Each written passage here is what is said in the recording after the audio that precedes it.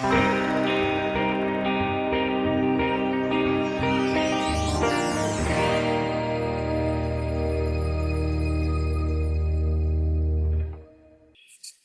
hablar de los derechos reales en nuestro medio es hablar de aspectos trascendentes, porque el manejo de toda la economía del país se da como consecuencia de la diversa transmisión, de los bienes.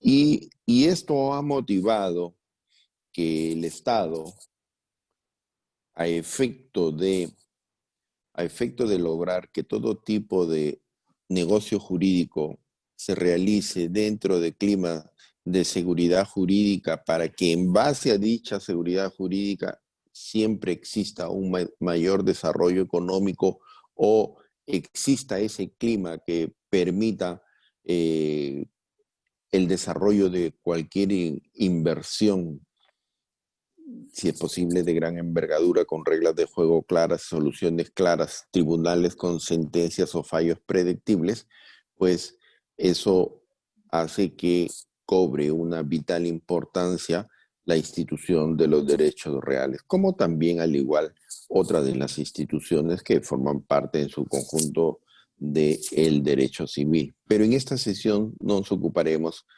de lo que esencialmente atañe a los derechos reales, como lo son el derecho de propiedad, el derecho de posesión y todos los conflictos que alrededor de estas instituciones en la realidad judicial se están desarrollando. Pues bien, ¿qué podemos entender por derechos reales? Porque eso es lo que forma parte del primer módulo de esta sesión. Cuando nosotros hablamos de derechos reales, debemos entender básicamente lo siguiente. Es una parte del ordenamiento jurídico que está destinado a establecer las reglas de juego, es decir, a regular una situación jurídica conformada por, conformada en esencia por la presencia de un sujeto que es la persona humana y un objeto que son los bienes. Hay una relación que vemos que en un inicio esta relación se da como consecuencia de esa necesidad que tiene el hombre para utilizar los bienes y a través de los mismos poder satisfacer necesidades, pero posteriormente ya surge en el ser humano el concepto de apropiación, el concepto de pertenencia, el concepto de titularidad.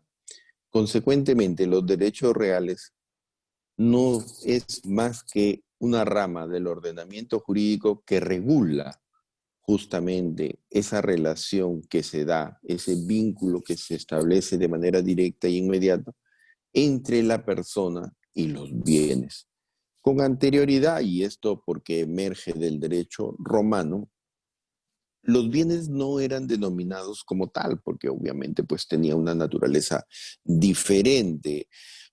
El, eh, en el derecho romano los bienes se les denominaba cosas y obviamente de allí es que deriva el nombre de derechos reales, porque en Roma la cosa era conocida bajo el término de res. Consecuentemente, pues ya con el paso del tiempo de los años, y esto es un concepto de carácter transversal en diversos ordenamientos jurídicos, se conoce a esta relación entre personas y cosas como derechos reales, que tiene por finalidad nada más que la de poder establecer una relación que permita otorgar mecanismos de seguridad para establecer quién sería el titular directo, es decir, el dueño del derecho que corresponde sobre determinado bien. Entonces, el derecho real o los derechos reales es ese cúmulo de normas que regulan todo tipo de situación jurídica que se puede establecer entre una persona y un bien. Si estamos hablando de la propiedad o del derecho de propiedad obviamente, pues, como vamos a ver más adelante, un derecho absoluto, vemos un vínculo que es entre la persona que es titular del bien, el dueño del bien, y el objeto propio de los derechos reales, como lo es, pues, el bien determinado, que ya sea por su naturaleza, puede ser de naturaleza, puede ser mobiliario o puede ser inmobiliario, ¿no es así? Pero justamente el ordenamiento jurídico está diseñado para poder establecer bajo un clima de seguridad jurídica tanto la titularidad de quien ostenta un derecho real sobre el bien sobre el cual se viene llevando a cabo este derecho, ejerciendo este derecho. En el contrato de arrendamiento es igual, ustedes ven ese vínculo entre el arrendatario, la persona que ocupa el bien, y obviamente pues el arrendador, que en algunos casos puede ser el propietario. Entonces vemos pues que se establecen reglas de juego en virtud del cual se concede la titularidad de un derecho real a determinada persona y eso tiene un efecto esencial sobre el desarrollo de los diversos negocios jurídicos en los cuales se da esta relación persona-cosa, ¿no? Y estos mecanismos que regulan esta relación, por cierto, no solamente se están buscando que generar un clima de seguridad jurídica, sino que como consecuencia de ese clima de seguridad jurídica, pues hay una mayor inversión. El capital es puesto al mercado con reglas de juego claras, determinadas, seguras. Consecuentemente, pues eso implica un mayor desarrollo, ¿no? Entonces, en resumen, lo que se indica en las diapositivas para que ustedes puedan entender en un mejor contexto qué cosa se entiende por derechos reales. Ahora, vemos que el concepto de derechos reales va a derivar en algunas situaciones que son esenciales, sobre todo para la solución de conflictos que se dan en esta relación. Y esto nos lleva a abordar como un segundo tema de esta sesión lo que se conoce como las características esenciales de los derechos reales. Por supuesto, las más trascendentes, aquellas que tienen implicancia en la solución de diversos conflictos. Y así tenemos los siguientes. El primero, vemos que respecto a los bienes, una de las características esenciales de los derechos reales es que otorga a su titular, la facultad de persecución del bien. ¿Qué cosa es esto de la facultad de persecución del bien? ¿Cómo poder entenderlo de mejor manera? Quizás de una simple lectura uno puede tener una noción básica, una idea. Lo que nos interesa es llevarlo a la casuística para que sea más comprensible. Dogmáticamente, decir que bajo esta característica, lo que se otorga es justamente una facultad al titular de ese derecho de perseguir al bien y ejercitar todas las acciones legales que le da ese derecho o la titularidad de ese derecho a realizarlo. Por ejemplo, vamos iniciando el primer ejemplo. En la reivindicación. ¿Qué cosa es la reivindicación? En principio, tal como lo indica el artículo 923 del Código Civil, la reivindicación es un poder inherente al derecho de propiedad. Pero este poder le otorga a su titular justamente esa facultad de solicitar de quien tenga el bien le sea devuelto, le sea entregado, le sea restituido. Y no será límite para el ejercicio de este poder de reivindicación el hecho que respecto al mismo, este venga siendo poseído, ostentado por una X persona. Entonces, un propietario recurre a un tribunal en base a una demanda de reivindicación y la dirige contra el actual ocupante. En su caso, si quizás en el decurso del proceso hubiese un nuevo ocupante, pues ello no será una limitación para la ejecución de ese proceso. ¿Por qué? Porque el titular del derecho está dotado de esa facultad de persecución del bien que le va a permitir el ejercicio de ese derecho de restitución contra quien tenga el bien. En la hipoteca vamos a ver aspecto también que implica la facultad de persecución, pero esta facultad de persecución, en este caso, no se la dan al titular del bien, es decir, al propietario del bien, sino al acreedor, a quien se conoce como acreedor hipotecario. Debemos recordar que en el contexto de los derechos reales también hay un capítulo que estudia los derechos reales de garantía. Uno de ellos es la hipoteca. También tenemos la prenda, también tenemos la anticresis, ¿no? Pero vamos a concentrarnos en la hipoteca, que quizás es lo más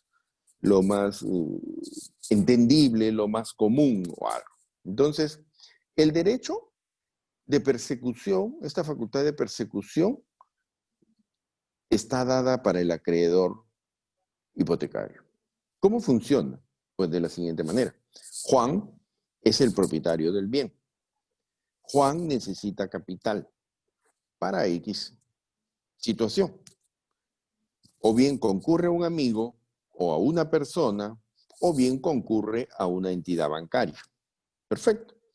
Cualquiera de ellos le va a entregar el capital y le va a decir, necesito que me entregues un bien inmueble en garantía.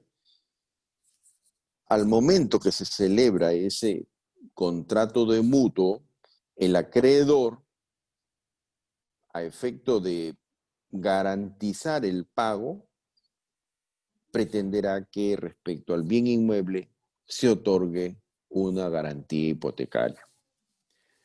Entonces, en el supuesto que la obligación se cumpla normal, cancelada la obligación, se levanta esa hipoteca. Ahí no hay problema. Allí no aplica la característica de la persecución. Pero en el supuesto que esa obligación de pago no se cumpla, el acreedor hipotecario tendrá la necesidad de cobrar su crédito, va a ejercer la acción que se conoce de ejecución de garantía hipotecaria para cobrarse eso. Y la facultad de persecución le va a otorgar justamente ese derecho de poder iniciar la ejecución de garantías sin importar quién sea el nuevo titular del bien. Si Juan, después de recibir el dinero y ya ha hipotecado el bien, registrado la hipoteca en registros públicos, si Juan piensa que transfiriendo el bien a su hijo, vendiéndolo o donándolo a una tercera persona, va a burlar el derecho de este acreedor hipotecario, está equivocado. El acreedor hipotecario, en tanto vea que su deuda no está siendo cancelada en la forma pactada, iniciará el proceso de ejecución de garantías. Y ese proceso se va a dirigir a sacar a remate el bien y cobrarse el crédito sin que sea limitación para ello. Que el bien ahora no lo tenga Juan, sino lo tenga Pedro, lo tenga María, lo tenga Pablo, lo tenga Martín o algo. Entonces, ¿eso por qué? Porque el acreedor hipotecario está premunido de esta facultad de persecución. La preferencia. La preferencia tiene una aplicación muy práctica en la solución de algunos procesos como ellos, por ejemplo, el de tercería. Se ha establecido que los derechos reales tienen pues preferencias respecto a los derechos personales, es decir, los derechos de crédito. Entonces, consecuentemente, en tanto la persona que sea propietario de un inmueble pueda demostrar esa propiedad, pueda por lo menos tener un documento de fecha cierta o en su caso pueda tener su derecho inscrito en registros públicos, esa característica de ese derecho real ya consolidado y que le otorga la titularidad respecto al bien, va a permitir oponer su derecho frente al acreedor que está buscando la cobranza y que está buscando de cierta manera afectar un inmueble. ¿Por qué se da eso? Porque hay una preferencia de los derechos reales respecto a estos derechos personales que son los derechos de crédito. También tenemos la exclusividad. ¿Qué significa esto? Para el ordenamiento jurídico, solamente una persona, salvo situaciones propias, como se conocen, pues, la del patrimonio autónomo, que es, ¿no? Pero una persona solo puede ser titular de un bien, a título de propiedad. No estoy hablando de copropiedad, de propiedad. Perfecto. Entonces, no pueden existir dos personas que reclamen ser titulares del mismo bien. Si ello fuese así, corresponde al juez que a través de un proceso judicial que se denomina mejor derecho de propiedad o en su caso, como vamos a ver, mejor derecho de posesión, pueda determinar quién es la persona que sea titular del bien. Luego viene el tema de la oponibilidad. Pues obviamente quien ejerce un derecho o tiene titularidad de un determinado derecho sobre un bien, pues esa situación hace que pueda oponer ante cualquier persona su titularidad. El propietario de un bien premunido de todos los títulos, obviamente, va a defender su derecho de propiedad y puede, ante cualquier eventual tercero que pretenda algún derecho sobre el mismo, pues oponer su titularidad. Y finalmente, la publicidad, que todo ello está referido por los temas que en nuestro medio, a través de los registros públicos, lo que se busca es dotar de publicidad a determinados actos jurídicos para que en virtud de ellos se pueda realizar diversos negocios jurídicos y que puedan de cierta manera permitir que en virtud de los mismos se puedan oponer derechos frente a quien los pretenda. Bueno, entonces, respecto a los derechos reales, indicar lo siguiente. Ya hemos visto que es una relación entre la persona y los bienes. Consecuentemente, pues, vamos a ver aspectos esenciales que deben reunir para el ordenamiento jurídico en aquello que es objeto de esa relación, es decir, los bienes. Entonces, los bienes es el objeto central de los derechos reales. Bueno, el otro, obviamente, la persona humana.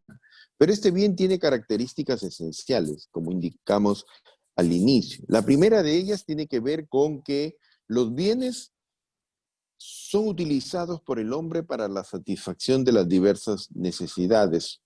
Yo en este momento estoy frente a un equipo dictando una clase a ustedes y ustedes escuchando, ya sea en su celular, un equipo. Entonces, de cierta manera, yo tengo la necesidad de cumplir con ustedes y de partir con ustedes estos conocimientos. Ustedes, por su parte, la necesidad quizás de actualizarse, conocer un poco mejor o estén llevando el diplomado. Entonces, nos valemos de los medios, utilizamos los medios para la satisfacción de esas diversas necesidades que se puedan estar presentando.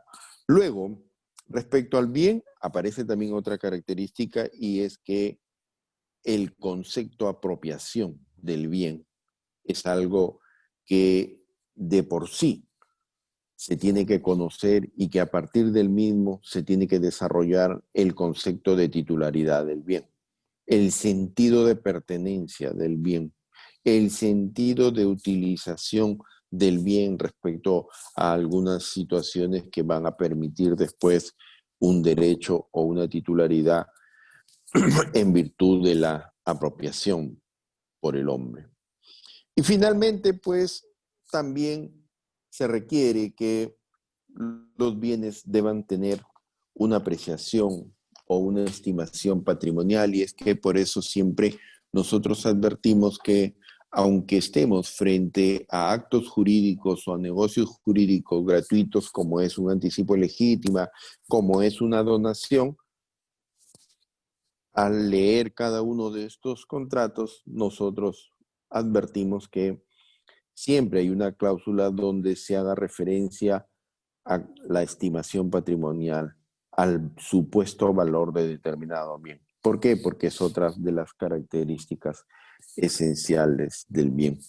Estos son aspectos esenciales de los derechos reales y que a partir de ellos nosotros vamos a proceder a conocer cada una de las instituciones más importantes de los derechos reales, como son el derecho de posesión y el derecho de propiedad, y dentro del contexto del derecho de posesión analizaremos algunas situaciones que también son parte de este estudio preliminar de los derechos reales cuando nosotros nos referimos a la denominación de aquello que se conoce como bien principal, bien accesorio y las situaciones jurídicas que se van a presentar respecto a estos bienes, ya sea principales o accesorios, para determinar quiénes son los titulares de los mismos.